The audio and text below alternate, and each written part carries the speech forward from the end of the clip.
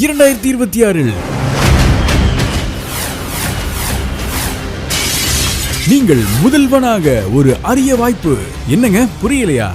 2026 group 4 மற்றும் group 2 தேர்வில் தேர்ச்சி பெற முதல்வன் பேட்ச் லான்ச் செய்யப்பட்டுள்ளது. கிளாसेस, டெஸ்ட், பிடிஎஃப்ஸ் மற்றும் பாக்கெட் நோட்ஸ் வழங்கப்படும். வகுப்புகளை எடுப்பது உங்கள் சதீஷ் குருநாத் அவர்கள். லேட்டஸ்ட் ட்ரெண்ட் கேள்விகளை அடிப்பதற்கு சூப்பர் பிரெயின் மற்றும் ஆப்ஷன் எலிமினேஷன் சீரிஸ் வழங்கப்படும். முதல்வன் பேட்சுக்கு ஒரு பிரம்மாண்ட ஆஃபர் லான்ச் செய்யப்பட்டுள்ளது.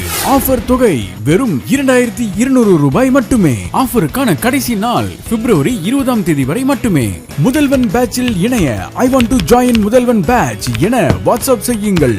Gurunath IAS academy, cantonment, BSNL office, எதிர்புறம், திருச்சி.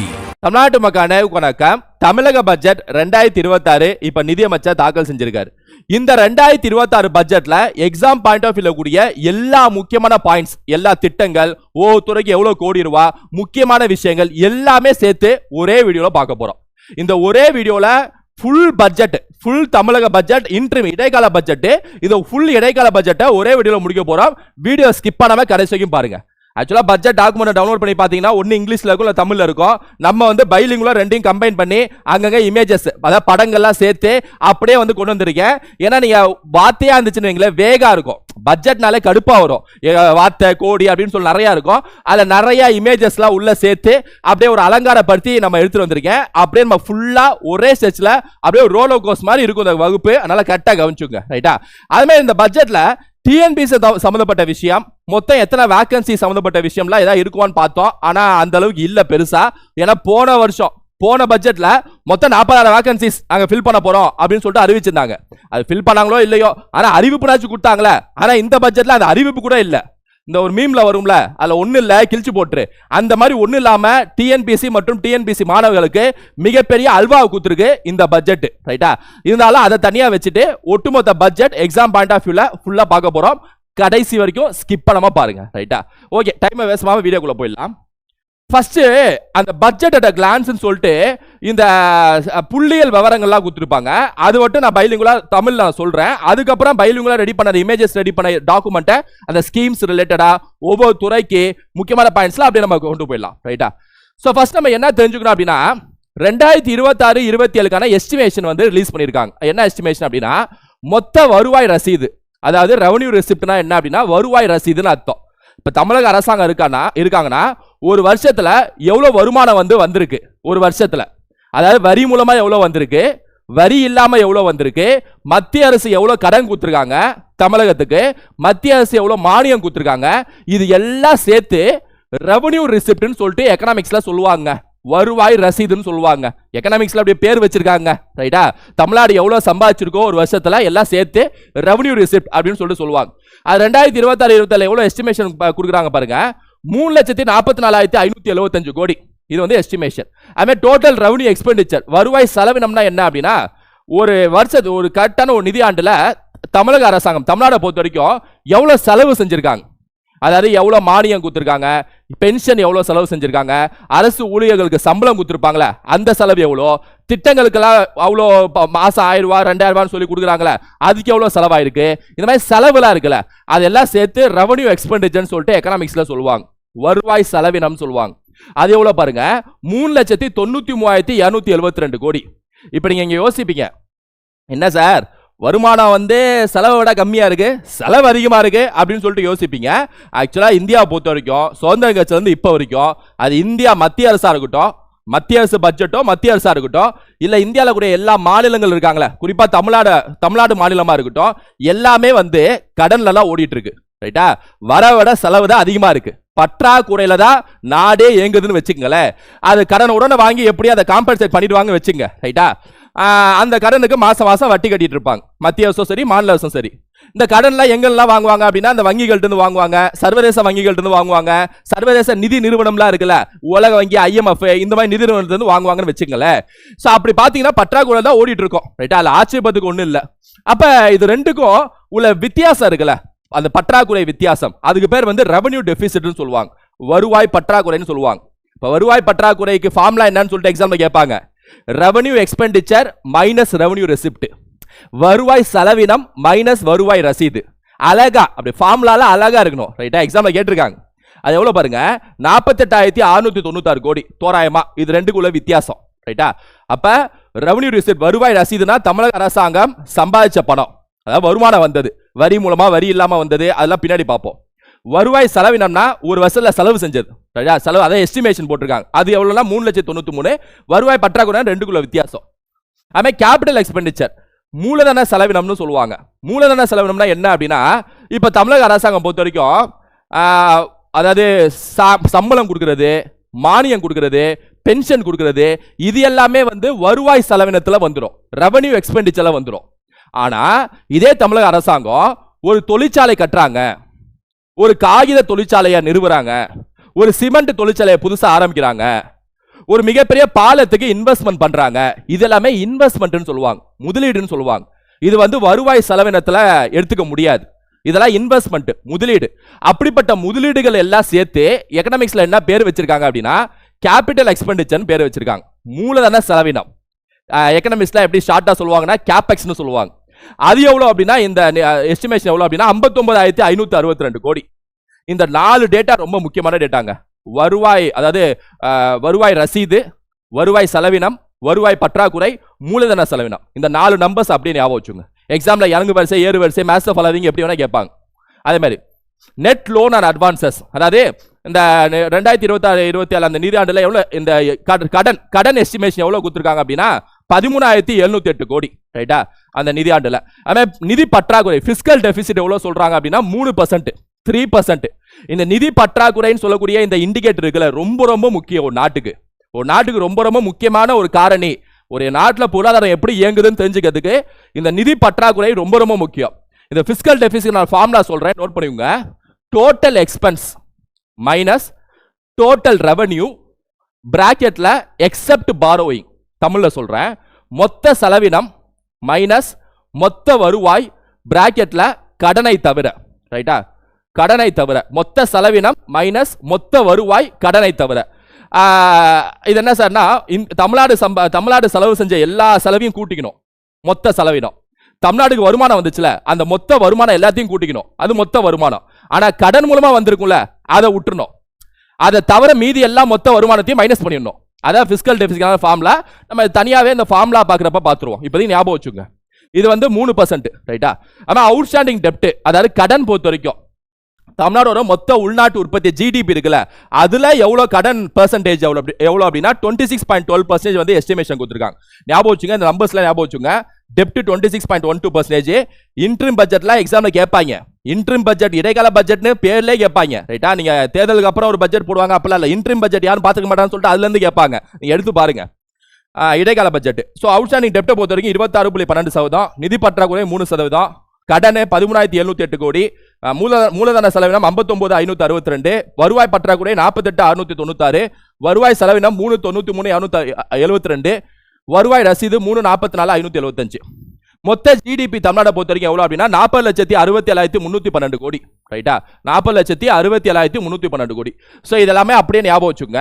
இதுக்கு அடுத்து ரொம்ப முக்கியமான விஷயம் என்ன பார்க்கணும் அப்படின்னா ஸ்டேட்டோட ரெவன்யூ, அதாவது மாநிலத்துக்கான வருவாய் மேல பார்த்தோம்ல, 3,44,000 சில்லற கோடி இருந்துச்சுல, என்ன அதான் இங்க 3,44,575 கோடி. இது எஸ்டிமேஷன் பண்ணியிருக்காங்க. ரைட்டா?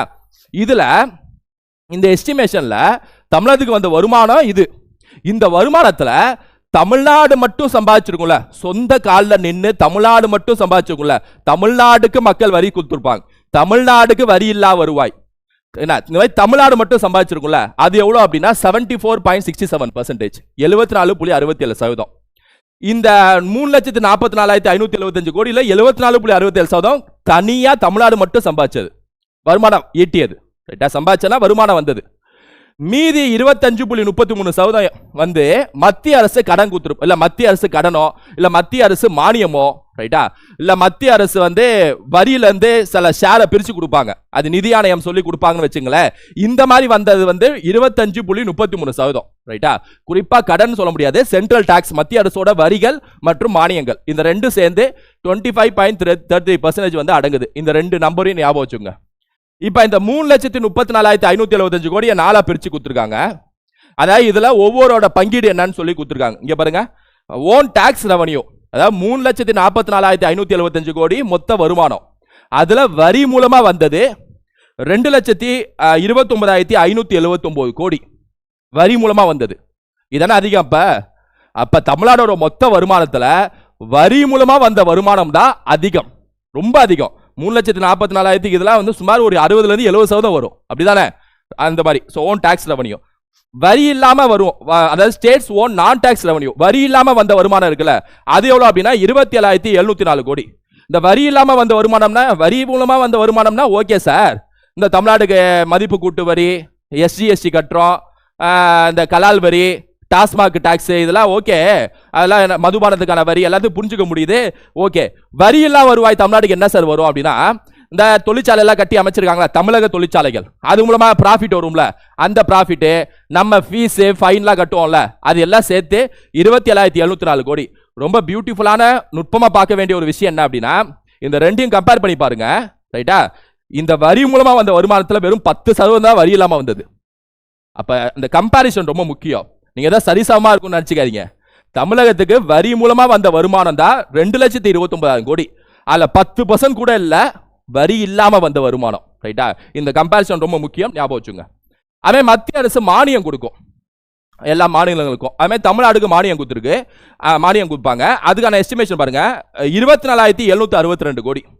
அதே மாதிரி ஷேர் இன் சென்ட்ரல் டாக்ஸஸ், இப்ப மத்திய அரசுக்கு நம்ம ஐடி இன்கம் டாக்ஸ் கட்டுறோம், CGST கட்டுறோம், IGST கட்டுவோம், இந்த மாதிரி எல்லா வரியும் வசூலிச்சுட்டு மாநிலங்களுக்கு அந்த வரிக்கான பங்கீடை பிரிச்சு கொடுப்பாங்க.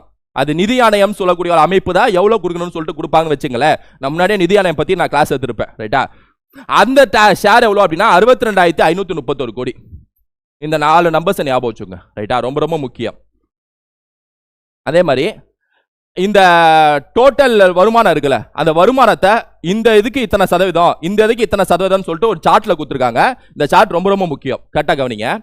ஏன்னா இதை வந்து ஏறு வரிசை இறங்கு வரிசைன்னு சொல்லிட்டு எக்ஸாம்ல கேட்பாங்க, கேட்டிருக்காங்க. இங்க பாருங்க, மொத்த தமிழ்நாடு வருமானத்துல ஃபர்ஸ்ட் இடம் யாரு பிடிக்கிறா அப்படின்னா டாக்ஸ் ரெவன்யூ தான், 44.6%. வரி மூலமா வந்த வருமானம் இருக்குல்ல, அதான் முதல் இடம் பிடிக்குது, 44.6%, ஃபர்ஸ்ட் பிளேஸ். செகண்ட் பிளேஸ் என்ன அப்படின்னா தமிழக அரசு வாங்கிய கடன் இருக்குல்ல, கடன் மூலமா வந்த வருமானம் இருக்குல்ல, கடன் மூலமா வந்த வருமானம் அது சுமார் 33% பிடிக்குது, அதான் பப்ளிக் டெட், ரைட்டா? ஸோ இது ரெண்டையும் கண்டிப்பா ஞாபகம் வச்சுக்கணும். டாக்ஸ் ரெவன்யூ 44, மொத்த வருமானங்கிறது ஒன்று இருக்கு, அதுல 44.6% வந்து வரி மூலமா வந்த வருமானம், 33% வந்து கடன் மூலமா வந்த வருமானம். இது ரெண்டும் ஈஸியா ஞாபகம் வச்சுக்கலாம். 44, 33 ரெண்டும் 11 பெருக்கல் பலன், 11 மல்டிபிள்ஸ். ஸோ ஈஸியா ஞாபகம் வச்சுக்கலாம். First place, second place, designing ஆர்டர்ல சொல்றேன்.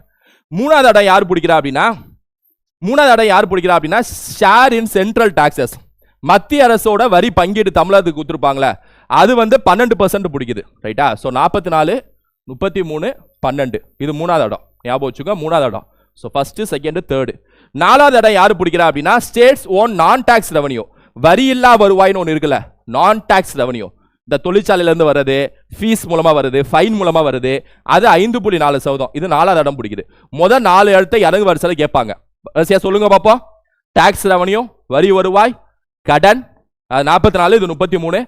அப்புறம் ஷேர் இன் சென்ட்ரல் டாக்ஸஸ், மத்திய வரிகள் பங்கீடு 12%, 12 சம்திங், 12% தோராயமா சொல்றேன். அப்புறம் நான் டாக்ஸ் ரெவன்யூ, வரி இல்லா வருவாய் 5.4%. அதுக்கப்புறம் மத்திய அரசு மானியம் வந்து 4.8%, இது 5வது இடம் பிடிக்குது. மற்ற கடன் தமிழக அரசு கூடிய வட்டி கடன், அது மூலமா சம்பாதிக்கிறது மாசம் வட்டி, அதாவது தமிழக அரசு கொடுக்கறதுல வரது தமிழகத்துக்கு, ரைட்டா? அது ஒரு 0.1%. இதை விட்டுருங்க, இது முக்கியம் இல்ல, மொதல் 5 தான் முக்கியம், ரைட்டா? அப்படின்னு ஞாபகம் வச்சுங்க. அதே மாதிரி இன்னொன்று முக்கியம் என்ன அப்படின்னா, நம்ம டாக்ஸ் ரெவன்யூ மட்டுமே 44% சொல்லி பார்த்தோம். அந்த டாக்ஸ்ல நிறைய டாக்ஸ் இருக்கு. கமர்ஷியல் டாக்ஸ்னு சொல்லுவாங்க, வணிக வரின்னு சொல்லுவாங்க, இது மாதிரி ஏகப்பட்ட டாக்ஸ் இருக்கு, கலால் வரின்னு சொல்லுவாங்க. அந்த 44% டாக்ஸ் ரெவன்யூ வந்திருக்கு, அதாவது 2,29,000 கோடி பார்த்தோமா, அதுல கமர்ஷியல் டாக்ஸ் எத்தனை சதவீதம், மோட்டார் வாகன வரி எத்தனை சதவீதம், ஸ்டாம்ப் டியூட்டி அதாவது பதிவு வரி, அதாவது இந்த ரெஜிஸ்ட்ரேஷன் டாக்ஸ் சொல்லுவாங்க, அந்த டாக்ஸ் வந்து எத்தனை சதவீதம் சொல்லி இதுல கொடுத்துருப்பாங்க. இங்க பாருங்களேன், கமர்ஷியல் டாக்ஸஸ், அதாவது இந்த வாட்டு, அதுக்கப்புறம் பொறுத்த வரைக்கும் பார்த்தீங்கன்னா அதான் எஸ்சி ரைட்டா, எஸ்சி இந்த மாதிரி ஜிஎஸ்டி சம்மந்தப்பட்டது, சேவை வரி சேல்ஸ் டேக்ஸ் சம்மந்தப்பட்டது எல்லாமே சேர்த்து கமர்ஷியல் டேக்ஸ்னு சொல்லுவாங்க. அது மட்டுமே 70.7%, 70.7% தமிழகத்துக்கு ஞாபகம் வச்சுங்க, அதுதான் பெருசு. அதுக்கப்புறம் ஸ்டாம்ப் டியூட்டி ரைட்டா, ஸ்டாம்ப் டியூட்டி ரெஜிஸ்ட்ரேஷன், அந்த பதிவு செய்யறப்ப பத்திரம் பதிவு செய்யறப்ப பத்திரப்பதிவு வரி இருக்குல்ல, அந்த வரியை பொறுத்த வரைக்கும் 13.9%. ஸோ இது ஃபர்ஸ்ட் பிளேஸ், அப்படியே வரிசையை இவங்களே கொடுத்துருக்காங்க. இது செகண்ட் பிளேஸ். மாநில கலால் வரி, கலால் வரினா தொழிற்சாலையில், அதாவது உற்பத்தியாளர் இருப்பாங்களா, உற்பத்தியாளர் கொடுக்கக்கூடிய வரி கலால் வரின்னு சொல்லுவாங்க. மாநிலத்துக்கு கொடுக்கக்கூடிய வரி ஸ்டேட் எக்ஸைஸ் டியூட்டி, மத்தியத்துக்கு வந்து சென்ட்ரல் எக்ஸைஸ் டியூட்டின்னு சொல்லுவாங்க ரைட்டா, எக்கனாமிக்ஸ்ல. ஸோ அது 3வது இடம் இருக்கு 6%. ஒரு நிமிஷம், இது 3வது இடம் இல்ல, இது 4வது இடத்துல இருக்கு, 4th பிளேஸ். ஏன்னா 6.5% அடுத்து வந்து மோட்டார் வெஹிக்கிள் டாக்ஸ் இருக்கு, இதான் 3வது இடம். கரெக்டாக ஞாபகம் வச்சுங்க. ஸோ 70 சம்திங் வந்து கமர்ஷியல் டாக்ஸ், 13 வந்து ஸ்டாம்ப் டியூட்டி பத்திரப்பதிவு வரி, அப்புறம் மோட்டர் வெஹிக்கிள் தான் 6.5, அப்புறம் கலால் வரி, அப்புறம் மற்றவை வந்து 2.9% ரைட்டா. ஸோ தோராயமா ஞாபகம் வச்சுங்க, இறங்கு வரிசை ஏறு வரிசைன்னு சொல்லி மேலே ஞாபகம் வச்சோம்ல, அதுமாதிரி ஞாபகம் வச்சுக்கோங்க, அவ்வளோதான் ரைட்டா. ஓகே, இது பார்த்துட்டோம். அடுத்து ஸோ ஒரு வாட்டி அப்படியே பார்த்துங்க, commercial, stamp, motor vehicle, state excise, ஆமாம் இதில் வரி வருவாய், கடன், ஷேரு, வரியில்லா வருவாய், மானியம், அப்புறம் இதில் 2,29,000 வரி, 27 நான் டாக்ஸு, மானியம் 24, ஷேர் இன் சென்ட்ரல் டாக்ஸ் வந்து 64 சில்லற ரைட்டா. ஓகே, இப்போ நம்ம எல்லாம் வருமானமாக பார்த்துட்டோம். வருமானம் எல்லாமே வந்து இந்த 2026-27 இன்ட்ரீம் பட்ஜெட்ல வரிசையா பார்த்துட்டோம். அவங்க கவர்மெண்ட் என்னெல்லாம் சொல்லியிருக்காங்களோ அதெல்லாம் பார்த்தாச்சு, அந்த எஸ்டிமேஷன் எல்லாமே. இப்போ வருமானத்தை தாண்டி செலவு இருக்குல்ல, இந்த செலவு செய்வாங்களே வருஷம் வருஷம் தமிழக அரசாங்கம் நிறைய கோடி செலவு செய்வாங்க, வருமானத்தை விட செலவு தான் அதிகம்.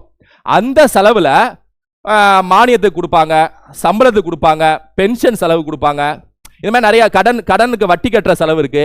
இது எத்தனை சதவீதம் அப்படிங்கிறத இங்க கொடுத்துருக்காங்க சார்ட்ல. இதுல ஃபர்ஸ்ட் இடம் யாரு பிடிக்கிறாங்க பார்த்துருவோம். ஃபர்ஸ்ட் இடம் யாரு பிடிக்கிறா அப்படின்னா மானியம், சப்சிடிஸ் கொடுக்குறாங்களா 30.1%. அதாவது எல்லாத்துக்கும் இந்த ரேஷன் கடை மானியமா இருக்கட்டும், பெண்கள் அதாவது இந்த எல்லா ஸ்கீம்லயும் 1000 ரூபா 2000 ரூபா 3000 ரூபா மானியமா கொடுத்துட்டே இருக்காங்களே, அது மட்டுமே 30.1%. அப்ப மொத்த செலவுல மானியம் கொடுக்கறது தான், சப்சிடி கொடுக்குறாங்களே அதுதான் அதிகம். ஃபர்ஸ்ட் பிளேஸ் பிடிக்குது, ஃபர்ஸ்ட் பிளேஸ் ரைட்டா. செகண்ட் பிளேஸ் எது அப்படின்னா சம்பளங்க, சேலரி, அரசு ஊழியர்களுக்கு சம்பளம் கொடுப்பாங்களே அது செகண்ட் பிளேஸ் பிடிக்குது. மொத்த செலவுல மானியம் ஃபர்ஸ்ட் பிளேஸ், சம்பளம் செகண்ட் பிளேஸ். தேர்ட் பிளேஸ் வந்து வட்டி கட்டுறாங்களே, மாசம் மாசம் உலக வங்கி, உள்ளூர் வங்கி, ஏன்னா நாட்டு வங்கி, வெளிநாட்டு வங்கி, எல்லாத்தையும் கடனை வாங்கி வச்சிருக்கோமே, அது ஒரு 10 லட்சம் கோடி ஓடுது. அதையும் நான் சொல்றேன் ரைட்டா, 10 லட்சம் கோடி தாண்டிச்சுன்னு சொல்லிட்டு சொல்றாங்க கடன், நிதியமைச்சர் படிக்கிறாரு. ஸோ அப்ப அது வந்து 3வது இடத்துல பிடிக்குது. ஸோ அப்ப இப்படி இருக்கு. 4வது இடம் பொறுத்த வரைக்கும் கேபெக்ஸ் இருக்குல்ல, மூலதன செலவினம் 11.5%. 4வது முதல் 4 இடத்த ஞாபகம் வச்சுங்க, மானியம், சம்பளம், வட்டி கட்டுறது, கேபெக்ஸ் 4 இடத்த ஞாபகம் வச்சுங்க. அதுக்கப்புறம் ரீபேமெண்ட் ஆஃப் டெப்ட் ரைட்டா, அந்த இது 10%. அப்புறம் லோன், பென்ஷன் ஒரு 8.7%. அதுக்கப்புறம் ஆப்ரேஷன் மெயின்டெனன்ஸ் காஸ்ட் ஒரு 3.6%, லோன் டிஸ்பர்சல்ஸ் ஒரு 2.8% அப்படின்னு சொல்லிட்டு மீதி 4 பிடிக்குது. முதல் 4 கண்டிப்பா ஞாபகம் வச்சுங்க, மானியம், சம்பளம், இன்ட்ரெஸ்ட் பேமெண்ட், கேபெக்ஸ் ரைட்டா, இதை ஞாபகம் வச்சுங்க. ஓகே, அடுத்து ஸோ இப்போ வருவாய், அதுல ஒவ்வொன்றும் எத்தனை சதவீதம், அதுல வரி வருவாய் அது எத்தனை சதவீதம், செலவு எத்தனை சதவீதம் பார்த்தாச்சு. இப்போ ஒவ்வொரு துறைக்கு எவ்வளவு ஒதுக்கீடு செஞ்சிருக்காங்கன்னு சொல்லி பார்க்கலாம் ரைட்டா. மேஜர் செக்டரல் அலோகேஷன்ஸ் இந்த பட்ஜெட், அது இவங்களே இறங்கு வரிசையில் கொடுத்துட்டாங்க. இங்க பாருங்க, ஃபர்ஸ்ட் எஜுகேஷன், கல்விக்கு 57,000 கோடி ஒதுக்கீடு செஞ்சிருக்காங்க. 57,000 கோடி கல்விக்கு, அதான் ஃபர்ஸ்ட் இடம் பிடிக்குது. நகர்ப்புற மேம்பாடுக்கு 35,773 கோடி, நகர்ப்புற மேம்பாடு இது செகண்ட் இடம் பிடிக்குது. தேர்டு ஊரக மேம்பாடு, அதாவது கிராமப்புற மேம்பாடு, ஊரக மேம்பாடு, ரூரல் டெவலப்மெண்ட், அது சுமார் 28,677 கோடி, இது 3வது இடம் பிடிக்குது. மொதல் 3 இடம் கல்வி, அர்பன், ரூரல். கல்வி, அர்பன், ரூரல், EUR ஓர் அப்படிங்கிறத ஞாபகம் வச்சுங்க. அதுக்கப்புறம் H, EURH ஹெல்த், சுகாதாரத்துறை, சுகாதாரத்துக்கு 22,000 கோடி செலவு செய்கிறாங்க. ஸோ மொதல் 4 தான் ஞாபகம் வச்சுங்க, கண்டிப்பாக எக்ஸாமில் கேட்பாங்க. அப்புறம் ஹைவேஸ்க்கு 21,000 கோடி, எனர்ஜி செக்டர் ஆற்றல் துறைக்கு 18,000 கோடி, உணவு மற்றும் கூட்டு அந்த கோஆபரேஷன் சொசைட்டி அந்த அதுக்கு வந்து 14,000 கோடி, காவல்துறைக்கு 13,000 கோடி, டிரான்ஸ்போர்ட் 13,000 கோடி, நீர் வளங்களுக்கு 10,000 கோடி, சமூக நலத்துறைக்கு 8,633 கோடி, தொழிற்சாலை மற்றும் MSMEக்கு வந்து 6624 கோடி, ஆதி திராவிடம் மற்றும் பழங்குடியின மேம்பாடுக்கு 3934 கோடி. ரைட்டா? இது அப்படியே நம்பர்ஸ் ஞாபகம் வச்சுக்கணும் அவசியம் இல்லை, ஆனா அந்த இறங்கு வரிசை ஞாபகம் வச்சுக்கணும். ஃபர்ஸ்ட் எஜுகேஷனு, அடுத்து அர்பனு, ரூரலு, ஹெல்த், ஹைவேஸ், இந்த 5 அப்படியே ஞாபகம் வச்சுங்க. ரைட்டா? கீழே இருந்து மேலே போகணும் அப்படின்னா ஆதி திராவிடர், தொழிற்சாலை, சமூக நலத்துறை, நீர்வளங்கள், கீழே இருந்து மேலே போகணும்னா ஸோ ஆதி திராவிடர். சும்மா இந்த இமேஜ் அப்படியே ஞாபகம் வச்சுங்க, எக்ஸாம்பிள் ஞாபகம் வந்துடும். ரைட்டா? ஓகே, வாங்க அடுத்து. இப்போ நம்ம இது வரைக்கும் பார்த்தது எல்லாமே புள்ளியல் விவரங்கள், அதாவது வருவாய், செலவினம், பற்றாக்குறை, மூலதன செலவினம், நிதி பற்றாக்குறை, அது ஒவ்வொன்றையும் வருவாய் எத்தனை சதவீதம், வரி வருவாய் எத்தனை சதவீதம், செலவினங்கள் ஒவ்வொரு துறையும் எத்தனை சதவீதம் அப்படிங்கிற ஃபுல் புள்ளி விவரமும் பார்த்தாச்சு, ஸ்டாட்டிஸ்டிக்ஸும் பார்த்தாச்சு. மொத்தம் 4 கேள்வி பட்ஜெட்ல கேட்குறாங்கன்னா இல்லை 2 கேள்வி இந்த புள்ளி விவரத்துல இருந்து கேட்டுருவாங்க. மீதி 2 கேள்வி ஒவ்வொரு துறைக்கு அமௌண்ட் ஒதுக்கீடு செஞ்சிருப்பாங்களே, அது ஒவ்வொரு நலத்திட்டங்கள் எப்போ ஆரம்பிக்கப்பட்டது, அதுல ஏதாவது ஸ்பெஷலாக ஆரம்பிக்கிறாங்களா, ஏதாவது ஒரு புதுசாக மையம் வந்து ஏதாவது மாவட்டத்தில் ஆரம்பிக்கிறாங்களா, இந்த மாதிரி விஷயங்கள்லாம் தனியாக கொடுத்துருக்காங்க பட்ஜெட்ல. அதுல இருந்து ஒரு 2 கேள்வி கேட்பாங்க. ஸோ 4 பட்ஜெட் கேள்வினா 2 கேள்வி இந்த புள்ளியல் விவரத்திலிருந்து, 2 கேள்வி இந்த நலத்திட்டங்கள் மற்றும் துறை வாரியான கேள்விகள் 2 வரும். ரைட்டா?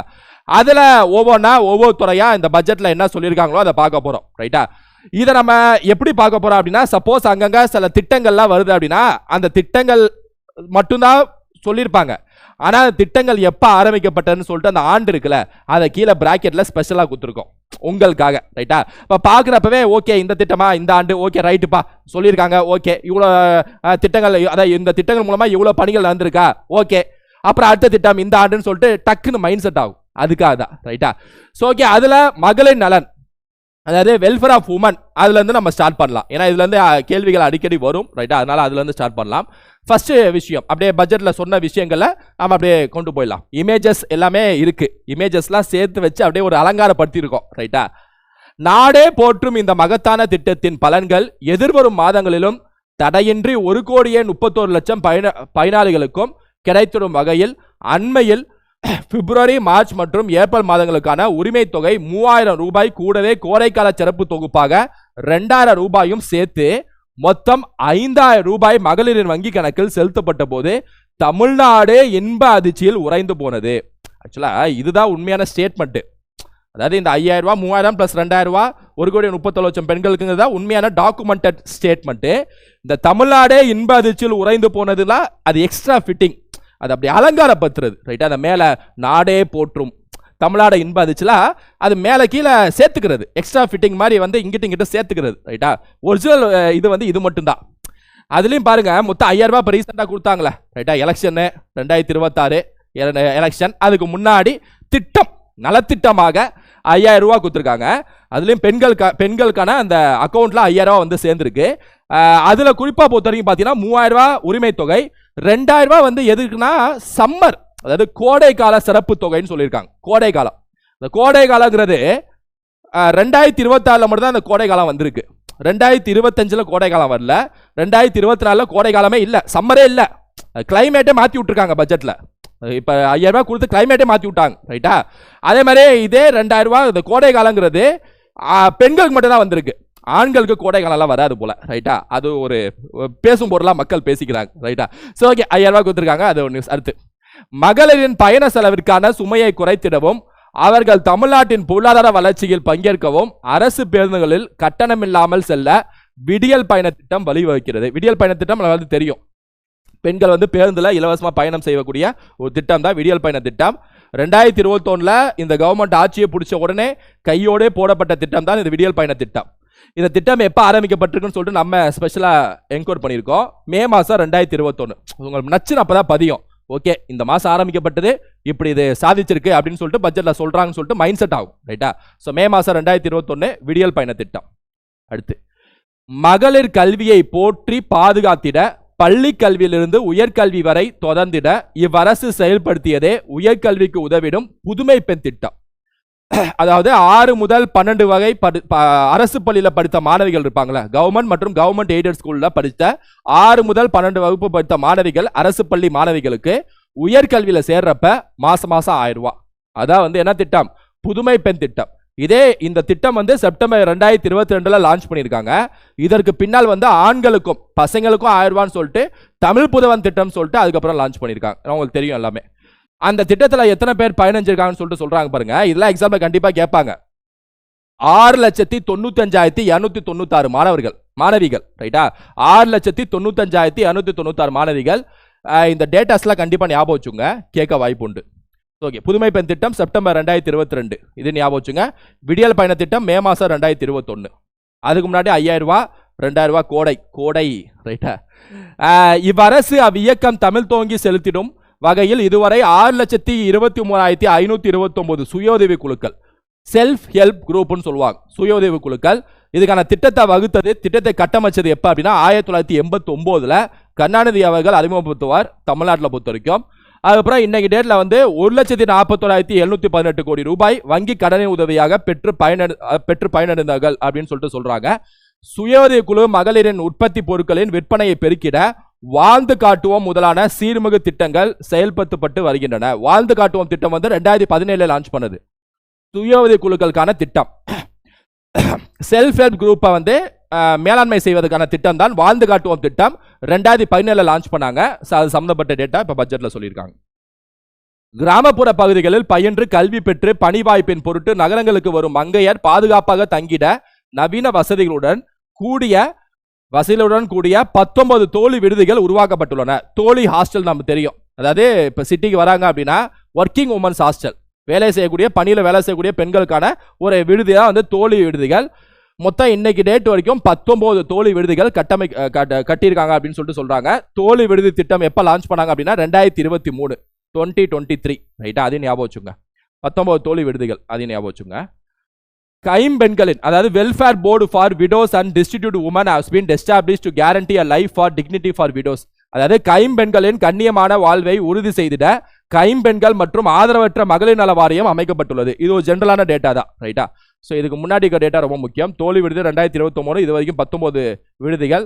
வாழ்ந்து காட்டுவோம் 2017 1,41,718 கோடி. சுய உதவி குழுக்கள் 1989 அமைச்சிருப்பாங்க.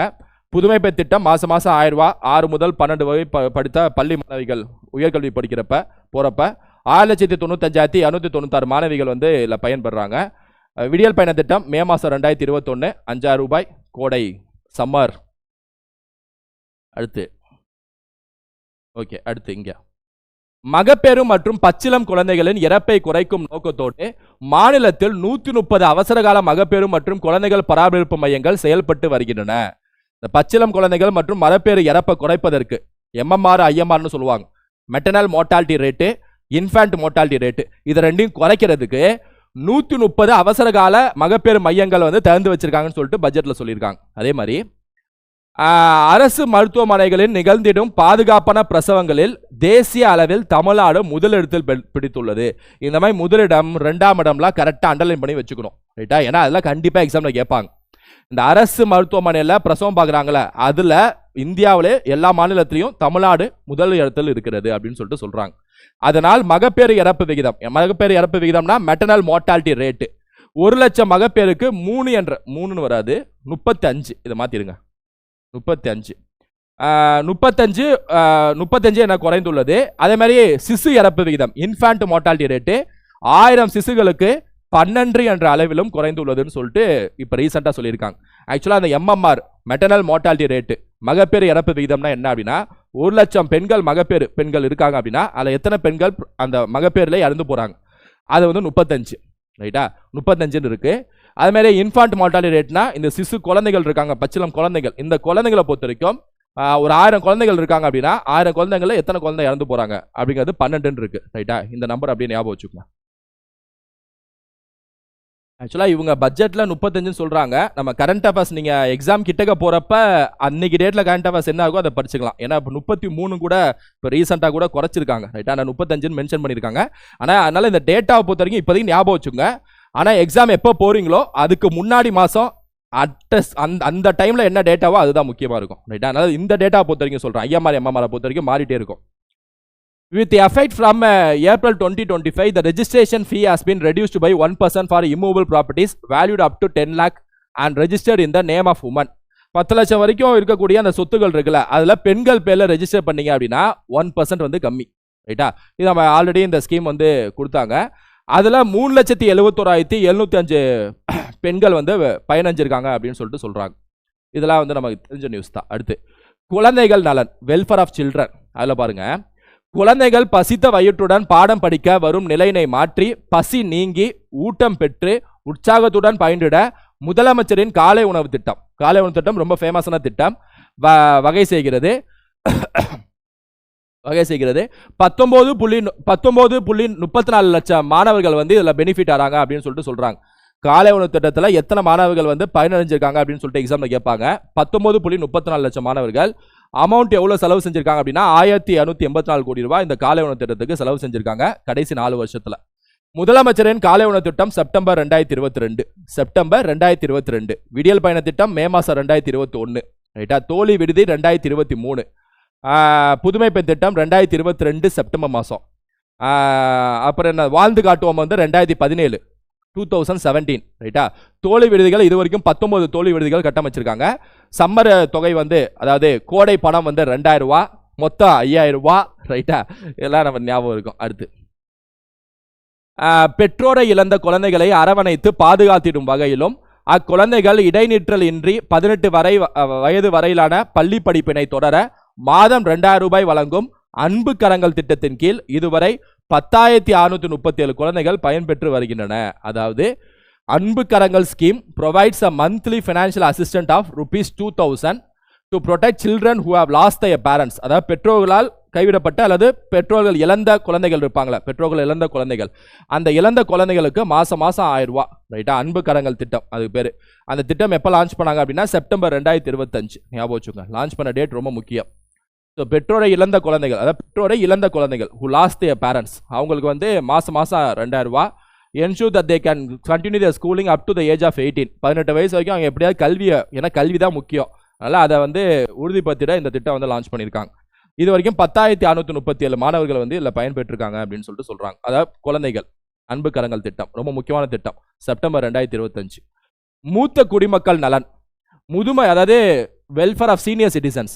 முதுமையின் துயர் துடைக்க மூத்த குடிமக்களுக்கு பகல் நேர பராமரிப்பு மையங்களாக அன்பு சோலைகள், அதாவது சீனியர் சிட்டிசன் அன்பு கரங்கள் வந்து பெற்றோர்களை இழந்த குழந்தைகளுக்கு மாசம் 2000 ரூபாங்கிறது அன்பு கரங்கள் திட்டம் 18 வயசு வரைக்கும். அதே மாதிரி மூத்த குடிமக்கள்ங்கிறது சீனியர் சிட்டிசன்.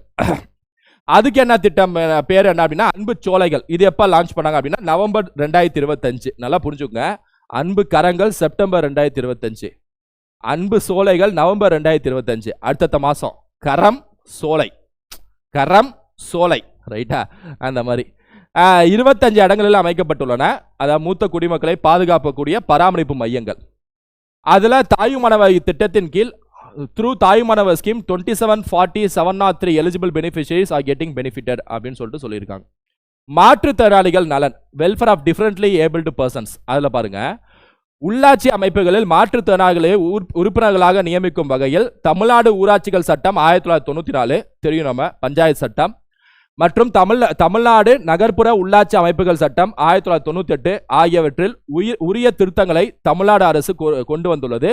இதன் மூலம் உள்ளாட்சி அமைப்புகளில் இதுவரை 3632 மாற்றுத்திறனாளிகள் நியமன உறுப்பினர்களாக பொறுப்பேற்றுள்ளனர். எது அதிகாரத்துக்கு வந்திருக்காங்கன்னு சொல்லிட்டு சொல்றாங்க. 3632 மாற்றுத்திறனாளிகள். இந்த நம்பரை ஞாபகம் வச்சுங்க. ரைட்டா. தங்களை தாங்களே பராமரித்திட இயலாத மாற்றுத்திறனாளிகள் குடும்பங்களுக்கு மாதந்தோறும் 2000 ரூபாய், அதாவது தன்னைத்தானே பராமரித்த இயலாத மாற்றுத்திறனாளிகள் இருப்பாங்களா, டிஃபரெண்ட்லி ஏபிள்டு பர்சன்ஸ், அவங்களோட குடும்பத்துக்கு மாசம் 2000 ரூபாய் பராமரிப்பு தொகையாக வழங்கப்பட்டு வருகிறது. மேலும் மாற்றுத்திறனாளிக்கான மாதாந்திர ரூபாயாக அதிகரித்ததன் மூலம் 8,52,680 மாற்றுத்திறனாளிகள் பயனடைந்து வருகின்றன அப்படின்னு சொல்லிட்டு சொல்றாங்க. இதனால இந்த நம்பர் வந்து பயனடைந்து வந்திருக்காங்க அப்படின்னு சொல்லிட்டு சொல்றாங்க. ஸோ இது வந்து மாற்றுத்திறனாளிகள், இது வந்து சீனியர் சிட்டிசன், இது வந்து குழந்தைகள், அதுக்கு மேல பெண்கள், அப்படியே வரிசையா எதெல்லாம் முக்கியமாக ஃபர்ஸ்ட் முடிக்கணுமோ சமூக நல திட்டங்களை ஃபர்ஸ்ட் முடிச்சிடுறோம். பள்ளி கல்வி, ஸ்கூல் எஜுகேஷன். பேராசிரியர் அன்பழகன் பள்ளி மேம்பாட்டு திட்டத்தின் கீழ் 3771 வகுப்பறைகள், 107 ஆய்வகங்கள், 4 ஆண்கள் விடுதிகள் மற்றும் 4 பெண்கள் விடுதிகள் ஆகியவை 672 கோடி ரூபாய் செலவில் கட்டப்பட்டு திறந்து வைக்கப்பட்டுள்ளன. எக்ஸாம்ல ரொம்ப முக்கியமான பாயிண்ட் ஞாபகம் வச்சுங்க. இது வரைக்கும் எவ்வளவு திறந்து வச்சிருக்காங்க, எத்தனை வகுப்புகளை கட்டியிருக்காங்கன்னு சொல்லிட்டு.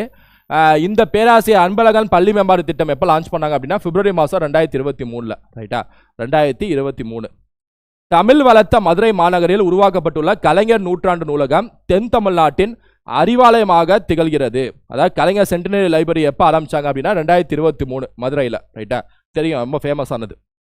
அடுத்து, அறிவை பரவலாக்கும் முன்முயற்சியில் கோயம்புத்தூர், திருச்சி, கடலூர், சேலம் மற்றும் திருநெல்வேலி ஆகிய மாவட்டங்களில் மொத்தம் 92 கோடி ரூபாய் மதிப்பீட்டில் நவீன நூலகங்கள் அமைக்கப்பட்டு வருகின்றன. அதாவது இதை தொடர்ந்து இந்த நூற்றாண்டு நூலகம், கலைஞர் நூற்றாண்டு நூலகம் மதுரை 2023 லான்ச் பண்ணதை தொடர்ந்து இப்ப கோயம்புத்தூர், திருச்சி, கடலூர், சேலம், திருநெல்வேலி 5 மாவட்டங்கள்ல 902 கோடி ரூபாய் செலவுல நூலகங்கள் அமைக்கப்பட்டு வருகின்றன. மாவட்டந்தோறும் நூலகங்களை மேம்படுத்தி அறிவார்ந்த தமிழ் சமூகத்தை உருவாக்குவதில் முனைப்புடன் செயல்படுகிறது இந்த அரசு அப்படின்னு சொல்லிட்டு முடிக்கிறாங்க. தமிழ்நாடு மாதிரி பள்ளிகள் நிறுவப்பட்டு இன்று சென்னையில் உள்ள மாநில தகைசால் பள்ளியுடன் தமிழ்நாட்டின் 38 மாவட்டங்களிலும் மாதிரி பள்ளிகள் செயல்பட்டு வருகின்றன. இது ஒரு ஆக்சுவல் சும்மா ஒரு டேட்டா மாதிரி ஞாபகம் வச்சுக்கணும், அவ்வளவுதான். அடுத்து, ஊரக வளர்ச்சி, ரூரல் டெவலப்மெண்ட். தண்ணி எடுங்க. 2030ஆம் ஆண்டிற்குள் 8 லட்சம் கான்கிரீட் வீடுகளை அமைத்து குடிசைகளே இல்லாத மாநிலமாக தமிழ்நாட்டினை உருவாக்கும் நோக்கத்தோடு தொடங்கப்பட்ட கலைஞர் கனவு இல்லம் திட்டம் வெற்றிகரமாக நடைமுறைப்படுத்தப்பட்டு வருகிறது. அதாவது இது சும்மா ஒரு டேட்டா மாதிரி சொல்றாங்க. கலைஞர் கனவு இல்லம் திட்டம் அது தெரியும், ரைட்டா? இது எப்போ லான்ச் பண்ணாங்க அப்படின்னா மார்ச் மாதம் 2024. எக்ஸ்ட்ரா ஞாபகம் வச்சுங்க, மார்ச் மாதம் 2024. அது வந்து என்ன சொல்றாங்கன்னா 8 லட்சம் கான்கிரீட் வீடுகள் இது வரைக்கும், அதாவது 2030க்குள்ள 8 லட்சம் கான்கிரீட் வீடுகள் கட்டி முடிக்கணும், அது டார்கெட். குடிசைகளே இல்லாத மாநிலமாக தமிழ்நாட்டின் உருவாக்கும் நோக்கத்தோடு தொடங்கப்பட்ட வெற்றிகரமாக நடந்து வருகிறது, அதோட முடிக்கிறாங்க. ஸோ இதுக்கு டேட்டா சொல்ல வெற்றிகரமாக முடிச்சிட்டோம் அப்படின்னு சொல்லிட்டு சொல்றாங்க, முடிச்சுட்டு வரோம் அப்படின்னு சொல்லிட்டு சொல்றாங்க.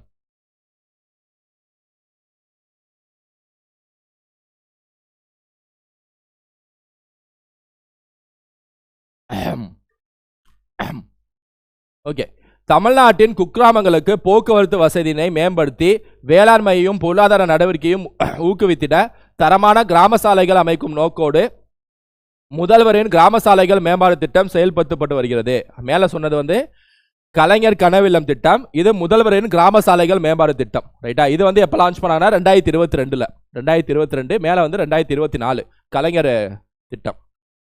அனைத்து கிராம அண்ணா மறுமலர்ச்சி திட்டம், அதாவது அனைத்து கிராம அண்ணா மறுமலர்ச்சி திட்டம் ஆல்ரெடி ஃபர்ஸ்ட் ஃபேஸ் முடிஞ்சு, செகண்ட் ஃபேஸ் கீழ் கிராம ஊராட்சிகளுக்கு தேவையான அடிப்படை வசதிகள் ஏற்படுத்திட இதுவரை 6000 கோடி ரூபாய் ஒதுக்கீடு செய்யப்பட்டு 82,498 பணிகள் மேற்கொள்ளப்பட்டுள்ளன அப்படின்னு சொல்லிட்டு சொல்றாங்க. இதெல்லாம் எக்ஸ்ட்ரா டேட்டா. இந்த அனைத்து கிராம அண்ணா மறுமலர்ச்சி திட்டம் வந்து 2021 லான்ச் பண்ணாங்க, ஞாபகம் வச்சுங்க. 2021 இந்த முதல்வரின் கிராம சாலைகள் மேம்பாடு திட்டம் 2022, கலைஞர் கனவிலம் திட்டம் 2024. ரைட்டா, இது மூணுமே ஞாபகம் வச்சுங்க.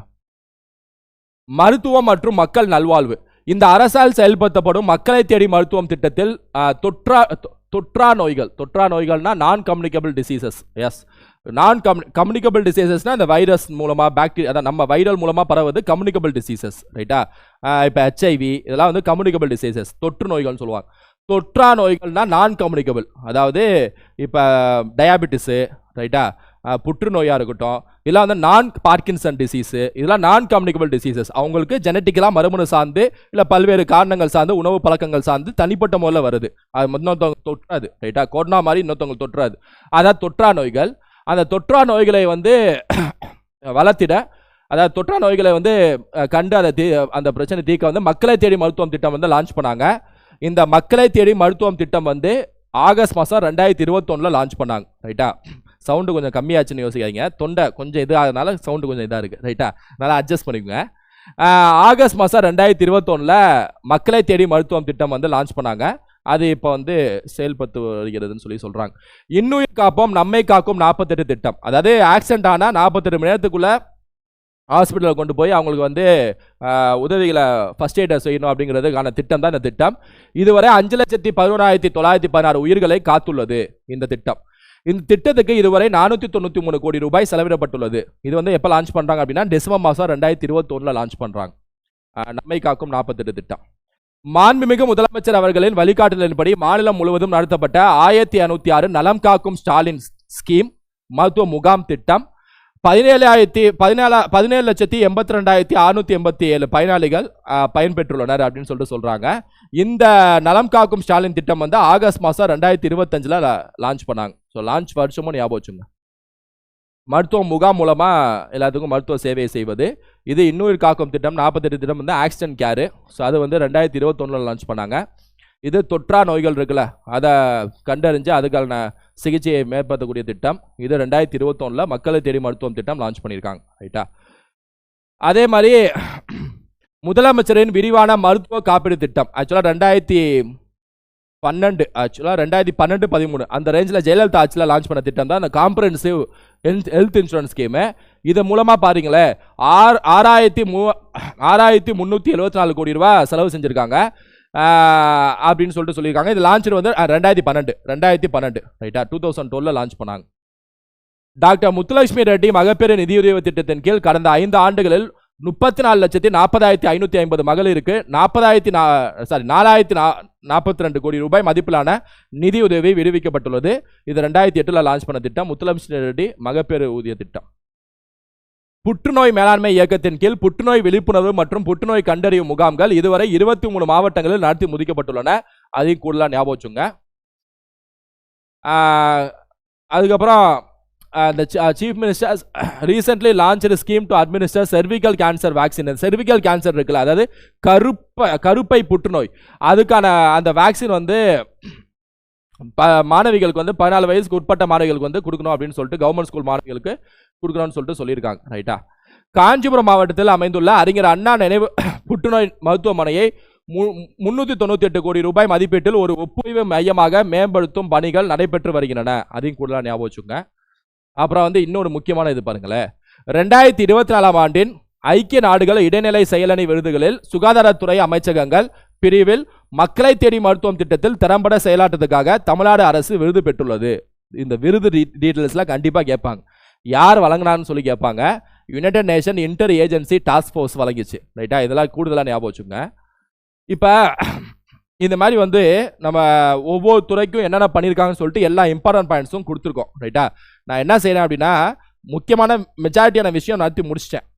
இதுக்கப்புறம் இருக்கக்கூடியதே ஒவ்வொரு துறை வாரியாக டூரிசமு, வருவாய்த்துறை, போக்குவரத்து துறை, மற்ற துறைகள் இருக்குல்ல, அது எல்லாமே வந்து தமிழ் வளர்ச்சித்துறைன்னு சொல்லிட்டு கொடுத்துருப்பாங்க. அதில் எல்லா இம்பார்ட்டன்ட் பாயிண்ட்ஸும் நான் கொடுத்துட்டேன். ரைட்டா? கொஞ்சம் கண்டினியூ பண்ணுறல, ஏன்னா உங்களுக்கும் கொஞ்சம் வாய்ஸ் ஹையாக பேசி எனக்கு பழகிடுச்சு. திடீர்னு லோவாகனால இது பண்ண முடியல. அதனால் இதை வந்து நான் பிடிஎஃபாக கீழே நிப்பாட்டுறேன். ரைட்டா? இப்போ இது வரைக்கும் நம்ம பார்த்தது என்ன, இந்த சுற்றுச்சூழலுக்கு முன்னாடி வரைக்கும் பார்த்துட்டோம். ரைட்டா? சுமார் இதுவே ஒரு 40 விஷயம் 45 விஷயம் வீடியோ முடிஞ்சிருக்கும்னு நினைக்கிறேன். இதுக்கப்புறம் கீழே இருக்கிறதுல ஃபுல்லாக படித்து பாருங்கள். ரைட்டா? ஃபுல்லாக இந்த ஃபுல் பிடிஎஃப் நான் கீழே கொடுத்துட்றேன். ஃபுல்லாக படித்து பார்த்து மைண்டில் ஏற்றிருங்க. ரைட்டா? மைண்டில் திரும்ப ரிவைஸ் பண்ணி மைண்டில் ஏற்றி வச்சுங்க. எக்ஸாமில் 4 கேள்வி இதுலேருந்து கேட்பாங்க. சரியா? பட்ஜெட்லேருந்து நேரடியாகவோ மறைமுகமாகவோ 4 கேள்வி கேட்பாங்க. ஸோ அதனால் வந்து இதை ஃபுல்லாக மைண்டில் ஏற்றிடுங்க. இதே மாதிரி நான் இன்னொரு வீடியோவில் உங்களை சந்திக்கிறேன். உங்கள் ஃப்ரெண்ட்ஸுக்கு ஷேர் பண்ணுங்கள். Thank you students.